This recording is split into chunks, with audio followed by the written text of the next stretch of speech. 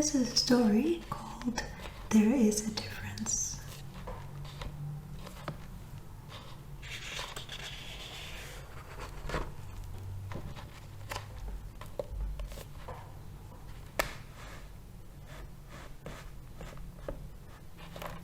It was the month of May. The wind was still blowing chilly, but spring has arrived, said the bushes, trees, fields and meadows. Flowers crowded each other up into the tall hedges. It was right here that spring spoke for herself from a little apple tree. A single branch of this tree was green and fresh and covered with delicate pink buds just about to blossom.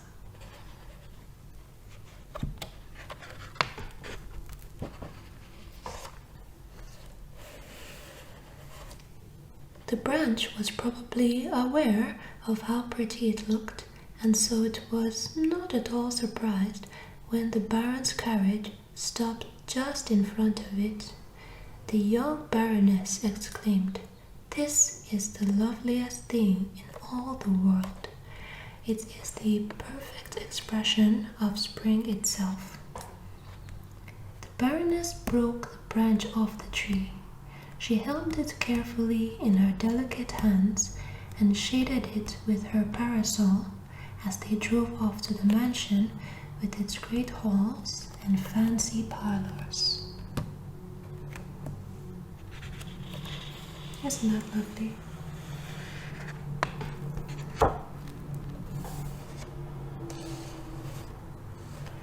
Sparkling white curtains blew at the open windows. Sweet, fragrant flowers stood in crystal vases on the window sills. One of these vases appeared as if it had been cut out of newly fallen snow. This was the vase chosen for the apple branch, together with a few light green beech branches. It was a delightful sight.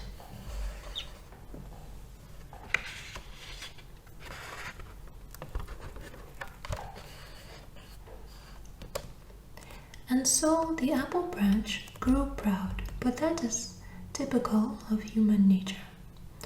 All kinds of people came and went through the room, and in proper accordance with their status in society, they marveled at what they saw. Some dared not say a word, some said too much. The apple branch realized that people are different, just as plants are different. Some are born to be beautiful, and some just to be eaten, and some we would well do without, declared the apple branch. The branch had been placed by an open window where it could look down into the mansion garden and out onto the meadows. It had enough to look at and think about. It could see both the rich and the poor. Indeed, some were much too poor.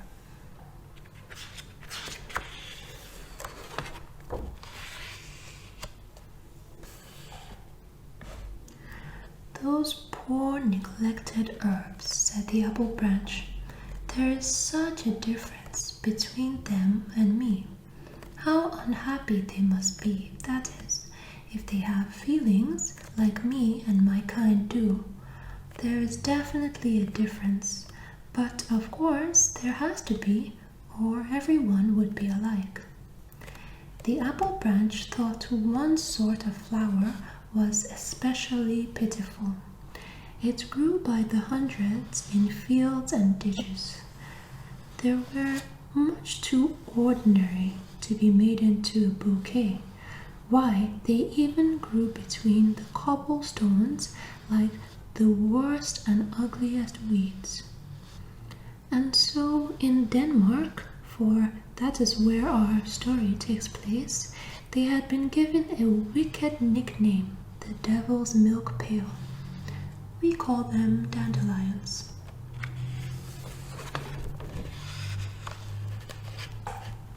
"You poor wretched things," complained the apple branch. "You cannot help being so common. It's not your fault that you're called by such a dreadful name, but as it is with humans, so it is with plants. There must be a difference. Difference, echoed the sunbeams as they kissed the blossoms on the apple branch. But they also kissed the yellow dandelions down in the field. All the sunbeams' brothers kissed the poor flowers as well as the rich.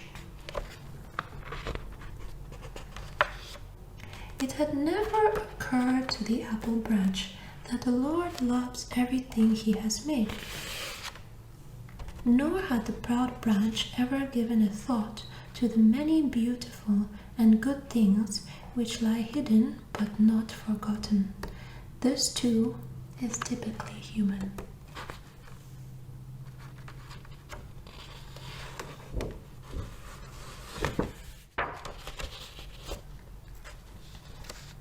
The radiant sunbeams knew better. You are short-sighted and cannot see properly. What are those neglected little flowers you complain so much about? The devil's milk pail, exclaimed the apple branch. No one ever makes a bouquet of them. They are made only to be stepped on. There are too many of them, and when they go to seed, they fly like tiny bits of wool all over the world and stick in people's clothes. They are nothing but weeds. Well, there have to be weeds, I suppose. I'm just glad I am not one of them. Just then, a group of children ran out onto the field. The youngest child was so small that she had to be carried by the others. But when she was put down in between all the yellow flowers, she laughed joyfully, kicking her little feet and tumbling about in the grass. She picked only the dandelions, kissing each and every one. The older children broke off the flowers at the base of the long stems and, link by link, made chains of them. First they wove necklaces, and then sashes for their aprons, and garlands for their heads. At last they were covered with the green and golden chains.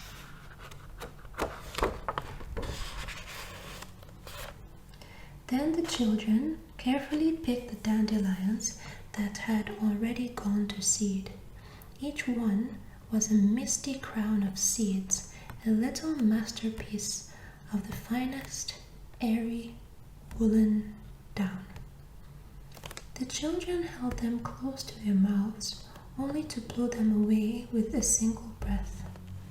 Grandmother told them if they did this, they would get new clothes before the end of the year. On occasions such as this, the plain flower became a veritable prophet. Do you see? Whispered the sunbeams to the apple branch in the window. Now, do you admit they have a beauty of their own? Do you understand their power? Yes, but only for children, sneered the apple branch.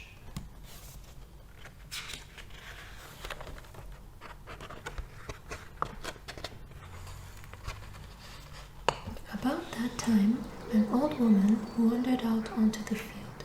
She began to dig around the root of the dandelions with a short knife.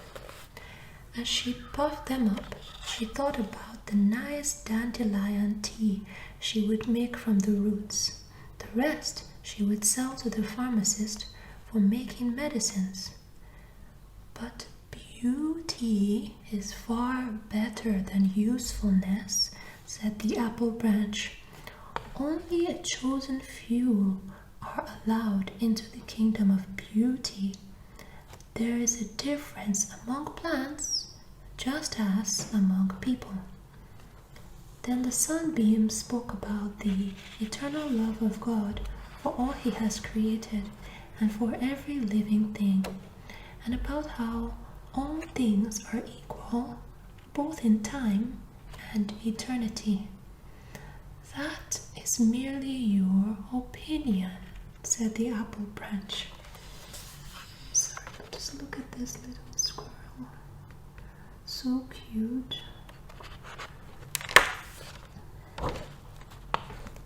Just then, some people walked into the room, followed by the young Baroness. She had arranged the apple branch so beautifully in the crystal vase and placed it in the sunlight. She was carrying a flower of some kind, protected by a cone of leaves, large leaves, so that not a bit of draft or breeze could damage it.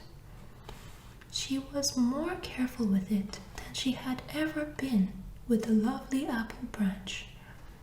She gently peeled away the leaves, revealing the delicate, misty crown of seeds of the yellow dandelion, known as the devil's milk peel. So this was the flower she had carried so carefully in order that none of its furry feathers would blow away. It was perfectly whole.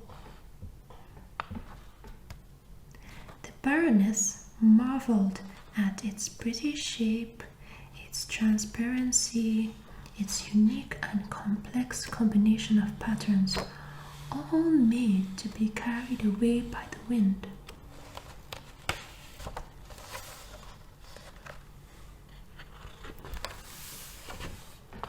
Look, how the Lord must have enjoyed designing this one, she sighed. I will paint a picture of it beside the branch. Everyone agrees that the apple branch is pretty, but even this modest flower has a beauty of its own. They are very different, yet both are children of the kingdom of beauty. And the sunbeams kissed the poor dandelion blossom as well as the apple blossoms. Then it seemed for a moment as if the apple branch blushed. And that is the end of the story. Here we can see the apple branch. It has a face, and the dandelion down here.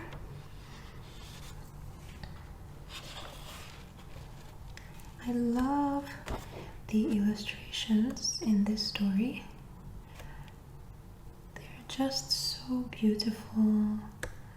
We have so many different types of flowers in these pictures, and I like the softness of the drawings and the light.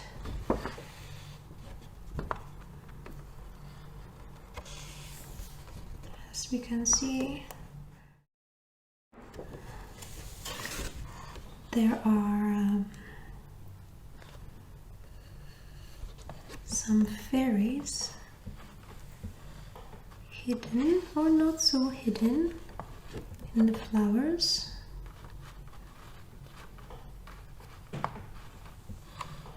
That's a really cute touch.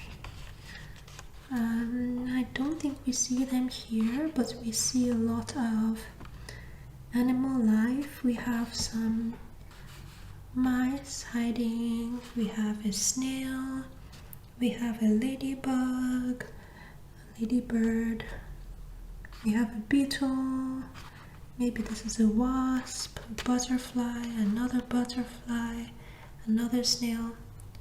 It's a lot going on.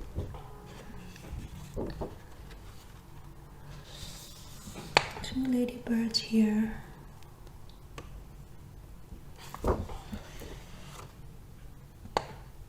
These people.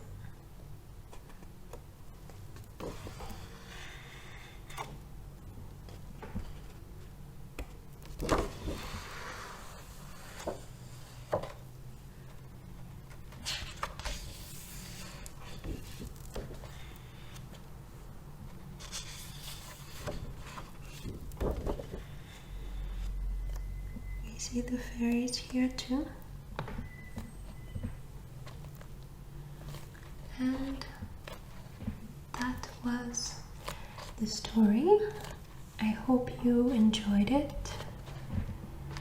Thank you so much for watching. Thank you. Thank you.